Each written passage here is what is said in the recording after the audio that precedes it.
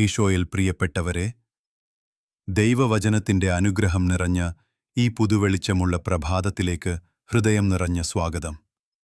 സാധാരണ ആഴ്ചയിലെ 19-ാം ശനിയാഴ്ചയിൽ എത്തിച്ചേർന്നിരിക്കുന്ന ഈ നിമിഷത്തിൽ ഇന്നത്തെ ആരാധന വായനകൾ നമ്മെ ജീവിതത്തിന്റെ ഗൗരവമേറിയ സത്യത്തിലേക്ക് ക്ഷണിക്കുന്നു. ജീവിതത്തിൽ വലിയ തീരുമാനങ്ങൾ എടുക്കേണ്ടതിന്റെ അനിവാര്യതയും, ഒരിക്കൽ തീരുമാനമെടുത്താൽ ഒരു ശിശുവിന്റെ നിഷ്കളങ്കതയും ഉറച്ച വിശ്വാസവും കൊണ്ട് അതിൽ നിലകൊള്ളേണ്ടതിന്റെ പ്രസക്തിയും. യോശുവയുടെ പുസ്തകത്തിൽ ഇസ്രായേൽ ജനത്തെ ചോദ്യം ചെയ്യുന്നു: നിങ്ങൾ ആരെ സേവിക്കും? പിതാക്കന്മാർ സേവിച്ച ദേവന്മാരെയോ അതോ കർത്താവിനെയോ? അതേസമയം സുവിശേഷത്തിൽ ഈശോ നമ്മെ ഓർമ്മപ്പെടുത്തുന്നു: ശിശുക്കളെ എന്റേതായി വരാൻ അനുവദിക്കുവിൻ, കാരണം ദൈവരാജ്യം അവരെപ്പോലെയുള്ളവരുടേതാണ്.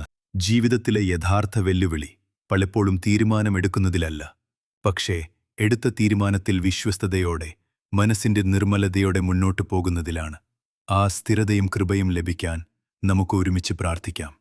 ഇന്ന് ഒന്നാം വായനയായി ലഭിക്കുന്നത് യോശുവയുടെ പുസ്തകത്തിൽ നിന്നുള്ള 24-ാം അധ്യായത്തിലെ 14-ാം വാക്യങ്ങളിൽ തുടങ്ങിവരുന്ന ഭാഗമാണ്. മോശയുടെ മരണത്തിനു ശേഷം ഇസ്രായേൽ ജനത്തെ വാഗ്ദത്ത ഭൂമിയിലേക്ക് നയിച്ച യോശുവ തന്റെ ജീവിതത്തിന്റെ അവസാന ഘട്ടത്തിൽ ഷെക്കേമിൽ ജനത്തെ ഒന്നിച്ചുകൂട്ടി അവരുടെ മുന്നിൽ നിർണായകമായൊരു ചോദ്യമുയർത്തുന്നു: നിങ്ങൾ ആരെ സേവിക്കും? അദ്ദേഹം അവരെ ശക്തമായി ഓർമ്മപ്പെടുത്തുന്നു: കർത്താവിനെ ഭയത്തോടും ആത്മാർത്ഥതയോടും വിശ്വസ്തയോടും കൂടി സേവിക്കുക. പിതാക്കന്മാർ സേവിച്ച അന്യദേവന്മാരെ വിട്ടെറിയുക. ഇന്നുതന്നെ നിങ്ങളുടെ തീരുമാനമെടുക്കുക. ഞാനും എന്റെ കുടുംബവും കർത്താവിനെ സേവിക്കുമെന്ന് യോശുവ തന്റെ നിലപാട് വ്യക്തമായി പ്രഖ്യാപിക്കുന്നു. ജനങ്ങൾ മറുപടിയായി, ഞങ്ങളെ അടിമത്തത്തിൽ നിന്ന് മോചിപ്പിച്ച കർത്താവിനെ വിട്ട് മറ്റൊരു ദേവനെ സേവിക്കുകയില്ല എന്ന് ഉറപ്പു നൽകുന്നു. എന്നാൽ യോശുവ അവരെ മുന്നറിയിപ്പ് നൽകുന്നു: നിങ്ങൾ സേവിക്കാൻ പോകുന്ന ദൈവം പരിശുദ്ധനും അസഹിഷ്ണുവുമായ ദൈവമാണ്. നിങ്ങളുടെ അതിക്രമങ്ങളെ അവൻ ലഘുവായി കാണുകയില്ല. എങ്കിലും ജനങ്ങൾ ഉറച്ച മനസ്സോടെ മറുപടി പറയുന്നു: അങ്ങനെയല്ല, ഞങ്ങൾ കർത്താവിനെ തന്നെ സേവിക്കും. ആ ദിവസം യോശുവ ജനത്തോടൊപ്പം ഒരു ഉടമ്പടി സ്ഥാപിച്ചു.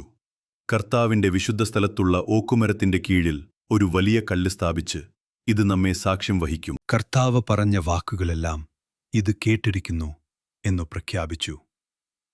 പ്രിയ സഹോദരങ്ങളെ, ഈ വചനഭാഗം നമ്മെ ശക്തമായൊരു സത്യത്തിലേക്ക് നയിക്കുന്നു. വിശ്വാസം പാരമ്പര്യമായി കൈമാറപ്പെടുന്ന ഒരു ആചാരമല്ല, മറിച്ച് ഓരോ ദിവസവും വ്യക്തിപരമായി എടുക്കേണ്ട ഉറച്ചൊരു തീരുമാനമാണ്. യോശുവ ജനത്തോട് പറഞ്ഞതുപോലെ ഇന്ന് നിങ്ങൾ തീരുമാനിക്കുവിൻ എന്ന വാക്ക് നമ്മുടെ ആത്മീയ യാത്രയിലും അത്രയും പ്രസക്തമാണ്.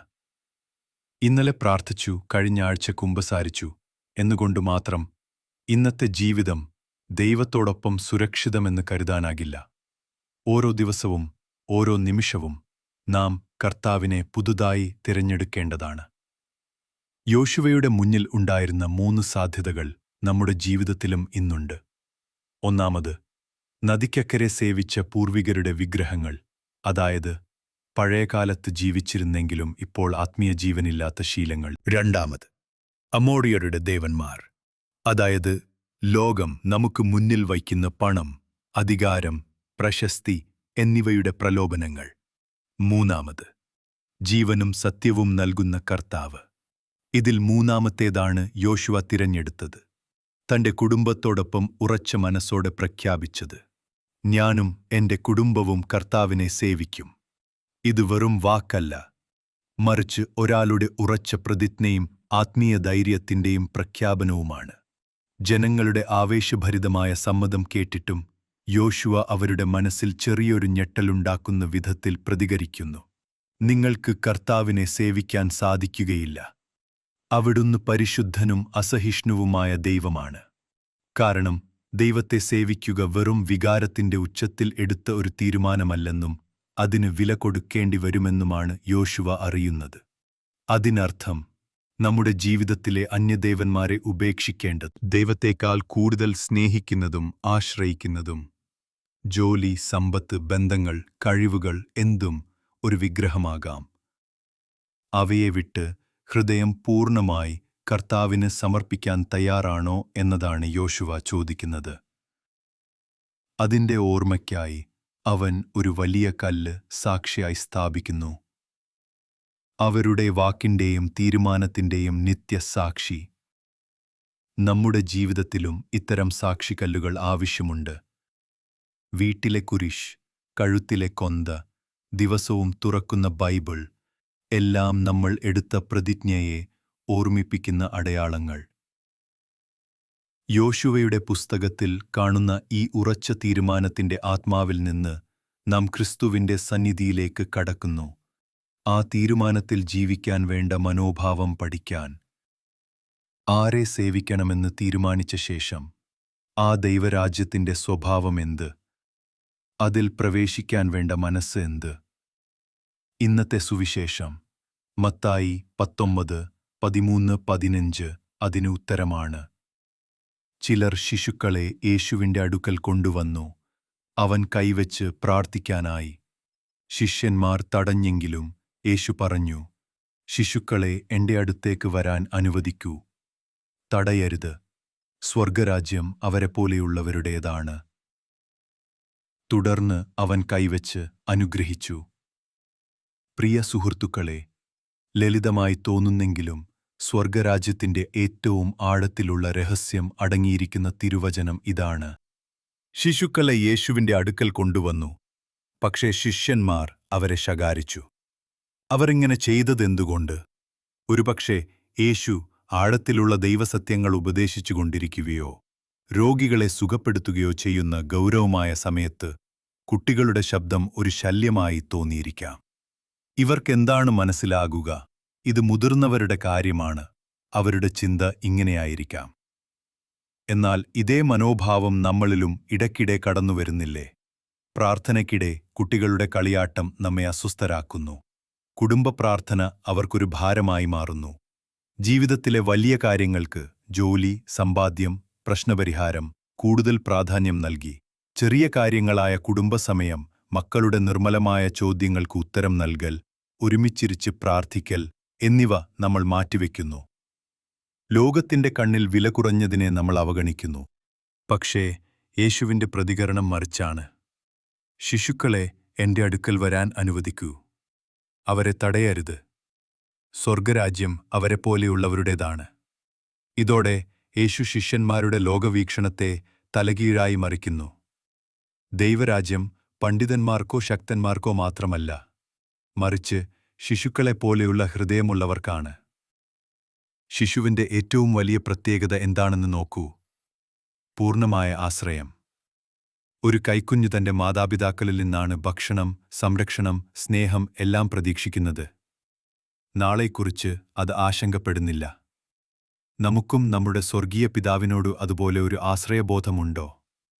അല്ലെങ്കിൽ എല്ലാം എന്റെ കഴിവ്, എന്റെ ബുദ്ധി കൊണ്ടാണ് നേടുന്നതെന്ന് വിചാരിച്ച് ഭാവിയെക്കുറിച്ച് ഉത്കണ്ഠയോടെ ജീവിക്കുകയാണോ? ഒരു ശിശുവിനെപ്പോലെ പൂർണ്ണമായ വിശ്വാസത്തോടും സമർപ്പണത്തോടും കൂടി, എന്റെ ദൈവമേ, നിന്നെക്കൂടാതെ എനിക്ക് മറ്റാരുമില്ല എന്നു പറയുന്ന മനസ്സാണ് സ്വർഗരാജ്യത്തിന്റെ വാതിൽ തുറക്കാനുള്ള താക്കോൽ. രണ്ടാമത്തെ ഗുണം, നിർമ്മലമായ വിശ്വാസം. ഒരു കുഞ്ഞ് തന്റെ അച്ഛൻ പറയുന്ന വാക്ക് സംശയിക്കില്ല. അച്ഛൻ കൈയിലെടുത്തുയർത്തുമ്പോൾ അത് സന്തോഷത്തോടെ ചിരിക്കും. താഴെ വീഴും എന്നൊരു ഭയവുമില്ല. കാരണം അച്ഛൻ ഒരിക്കലും തഴുകിവിടുകയില്ലെന്ന് അതിന് ഉറപ്പാണ്. അതാണ് വിശ്വാസത്തിന്റെ യഥാർത്ഥ രൂപം. ജീവിതത്തിൽ കാറ്റും കൊടുങ്കാറ്റും അടിക്കുമ്പോൾ, രോഗങ്ങൾ, സാമ്പത്തിക പ്രതിസന്ധികൾ, ബന്ധങ്ങളുടെ ഭംഗം, ഇതെല്ലാം നേരിടുമ്പോൾ ദൈവം എന്നെ ഉപേക്ഷിച്ചു എന്ന് കരുതുന്നുണ്ടോ? അല്ലെങ്കിൽ ഒരു കുഞ്ഞിന്റെ ലാളിത്യത്തോടെ എന്റെ ദൈവം എന്നെ നടത്തുന്നു, ഈ കൊടുങ്കാറ്റിനു പിറകെ അവൻ എനിക്കായി നല്ലൊരു തീരമൊരുക്കിയിരിക്കുന്നു എന്ന് വിശ്വസിക്കുന്നുണ്ടോ? മൂന്നാമത്തെ ഗുണം, വിനയം. ഇത് പരീക്ഷണത്തിന് മാത്രമുള്ളതാണ്. കുട്ടികൾക്ക് അഹങ്കാരമില്ല. സ്ഥാനമാനത്തെക്കുറിച്ച് അവർക്ക് പരിഗണനയുമില്ല. സ്നേഹം സ്വീകരിക്കാനും നൽകാനും മാത്രമാണ് അവരുടെ ആഗ്രഹം. പലപ്പോഴും നമ്മുടെ അറിവ്, സ്ഥാനമാനം, നേട്ടങ്ങൾ എന്നിവയാണ് ദൈവരാജ്യത്തിലേക്കുള്ള വാതിൽ അടയ്ക്കുന്ന വിലങ്ങുതടികൾ. എല്ലാം ദൈവത്തിന്റെ ദാനമാണെന്ന് തിരിച്ചറിഞ്ഞ് ഒരു ചെറിയ കുഞ്ഞിനെപ്പോലെ വിനയത്തോടെ അവിടുത്തെ മുൻപിൽ നിൽക്കാൻ പഠിക്കുമ്പോഴാണ് സ്വർഗരാജ്യം നമ്മുടേതാകുന്നത്. അവൻ അവരുടെ മേൽ കൈവച്ചു. ഇത് വെറും തലോടലല്ല, അനുഗ്രഹവും ശുശ്രൂഷയും നിറഞ്ഞൊരു സ്പർശം. യേശു കുട്ടികളെ ഗൗരവത്തോടെ കാണുന്നു, അവരുടെ വിശ്വാസത്തെ വിലമതിക്കുന്നു. നമ്മളും കുട്ടികളെയും കുട്ടികളുപോലെയുള്ള നിർമ്മലമായ വിശ്വാസത്തെയും വിലമതിക്കാൻ പഠിക്കണം. സ്നേഹമുള്ളവരെ, ഇന്നത്തെ 2 വായനകളും ഒരുമിച്ച് വയ്ക്കുമ്പോൾ സന്ദേശം വ്യക്തമാണ്. യോശുവയുടെ പുസ്തകം നമ്മെ പക്വതയുള്ള ധീരമായ തീരുമാനത്തിലേക്ക് വിളിക്കുന്നു. ഞാൻ കർത്താവിനെ സേവിക്കും. അത് പഴയ ശീലങ്ങളെയും ലോകത്തിന്റെ പ്രലോഭനങ്ങളെയും നിരസിക്കുന്ന ഉറച്ച തീരുമാനമാണ്. എന്നാൽ ആ തീരുമാനത്തെ ജീവിതത്തിൽ കൊണ്ടുപോകേണ്ട രീതിയെ സുവിശേഷം പഠിപ്പിക്കുന്നു. ഒരു കുഞ്ഞിന്റെ മനസ്സോടെ, ആശ്രയബോധത്തോടും നിർമ്മലതയോടും കൂടെ ജീവിക്കുക. ക്രിസ്തീയ ജീവിതത്തിന്റെ പൂർണ്ണത ഇതിലാണു. തീരുമാനത്തിൽ പാറ പോലെ ഉറച്ചതും ഹൃദയത്തിൽ ഒരു കുഞ്ഞിനെപ്പോലെ മൃദുവുമായിരിക്കണം. ഇന്ന് ഈ വചനം കേൾക്കുന്ന നാം ഓരോരുത്തരും ജീവിതത്തിൽ ഞങ്ങൾക്കുള്ള സാക്ഷിക്കല്ല് എവിടെയാണെന്ന് ആത്മാർത്ഥമായി ചോദിക്കേണ്ട സമയമാണ്. ഞാൻ കർത്താവിനെ സേവിക്കുമെന്നൊരിക്കൽ എടുത്ത തീരുമാനത്തിൽ ഞാനിപ്പോഴും ഉറച്ചു നിൽക്കുന്നുണ്ടോ? അല്ലെങ്കിൽ ലോകത്തിന്റെ മോഹങ്ങളും അമോറിയ ദേവന്മാരും എന്റെ ഹൃദയത്തെ ആഹിസ്തേ കീഴടക്കിയോ? എന്റെ പ്രാർത്ഥന ഒരു ശിശുവിന്റെ ആശ്രയബോധത്തോടെയുള്ള വിശ്വാസമാണോ? ഇല്ലെങ്കിൽ എന്റെ കഴിവുകളിലും പദ്ധതികളിലും മാത്രം ആശ്രയിച്ച് എല്ലാം ഞാൻ തന്നെ നിയന്ത്രിക്കാൻ ശ്രമിക്കുന്നുണ്ടോ? ഈ ആഴ്ച നമ്മെ ഏറ്റവുമധികം അലട്ടുന്ന നമ്മുടെ പിടിക്ക് പുറത്തുള്ള ഒരു കാര്യം. അതൊരു രോഗമായിരിക്കാം, സാമ്പത്തിക ബുദ്ധിമുട്ടായിരിക്കാം, ബന്ധത്തിലെ കലഹമായിരിക്കാം. ദൈവത്തിന്റെ കരങ്ങളിൽ ഒരു കുഞ്ഞ് അമ്മയുടെ കൈകളിൽ തലചായ്ക്കുന്നതുപോലെ സമർപ്പിക്കാൻ ശ്രമിക്കാം. ഹൃദയത്തിൽ നിന്ന് പറയാം, കർത്താവേ, ഇതെന്റെ ശക്തിക്ക് അതീതമാണ്. ഞാനിത് പൂർണ്ണമായി അങ്ങയുടെ കരങ്ങളിൽ വയ്ക്കുന്നു. അങ്ങ് എനിക്കുവേണ്ടി പ്രവർത്തിക്കണമേ.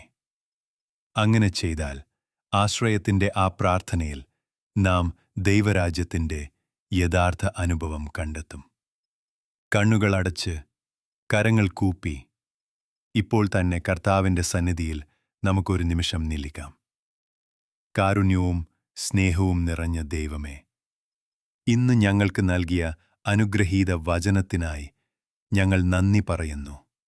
ജോഷുവയെപ്പോലെ ഞാനും എൻ്റെ ഭവനവും കർത്താവിനെ സേവിക്കും എന്ന് ഉറച്ച തീരുമാനമെടുക്കുവാനുള്ള കൃപയും, ഞങ്ങളുടെ ജീവിതത്തിൽ നിന്നു അമ്മയേക്കാൾ പ്രധാനമാക്കിയിരിക്കുന്ന എല്ലാ വിഗ്രഹങ്ങളെയും ഉപേക്ഷിക്കുവാനുള്ള ശക്തിയും ഞങ്ങൾക്ക് നൽകണമേ. കർത്താവായ ഈശോ ഒരു കുഞ്ഞിനെപ്പോലെ ഹൃദയം വിനയത്തോടെ, വിശ്വാസത്തിൽ നിഷ്കളങ്കതയോടെ, പൂർണ്ണ ആശ്രയത്തോടെ ജീവിക്കുമ്പേ സ്വർഗരാജ്യത്തിൽ പ്രവേശിക്കാനാകുമെന്ന് അങ്ങ് ഞങ്ങളെ പഠിപ്പിച്ചിരിക്കുന്നു. അതിനാൽ ഞങ്ങളുടെ ഹൃദയങ്ങളിൽ നിന്ന് അഹങ്കാരവും ലോകിയാഗ്രഹങ്ങളും അനാവശ്യമായ ആശങ്കകളും നീക്കി അവിടെ പകരം ഒരു ശിശുവിന്റെ വിശുദ്ധ വിശ്വാസവും ദൈവത്തിൽ മാത്രം ആശ്രയിക്കുന്ന മനോഭാവവും നിറയ്ക്കണമേ. ഈ നിമിഷം വചനം കേൾക്കുന്ന ഓരോരുത്തരെയും അങ്ങയുടെ കരങ്ങളിലേക്ക് സമർപ്പിക്കുന്നു. രോഗികളായവർക്ക് ആശ്വാസവും സൗഖ്യവും, കടബാധ്യതയിൽ കഴിയുന്നവർക്ക് വഴിത്തിരിവുകളും, കുടുംബങ്ങളിൽ സമാധാനവും സ്നേഹവും ഐക്യവും നൽകണമേ. എല്ലാ കുഞ്ഞുങ്ങളെയും അങ്ങയുടെ പ്രത്യേക സംരക്ഷണത്തിൽ കാത്തുസൂക്ഷിക്കണമേ. ഞങ്ങളുടെ ഹൃദയത്തിലിരിക്കുന്ന ഈ പ്രാർത്ഥന കേൾക്കുന്ന നല്ല ദൈവമേ, പിതാവും പുത്രനും പരിശുദ്ധാത്മാവും നിങ്ങളെ ഏവരെയും സമൃദ്ധമായി അനുഗ്രഹിക്കട്ടെ. ആമേൻ.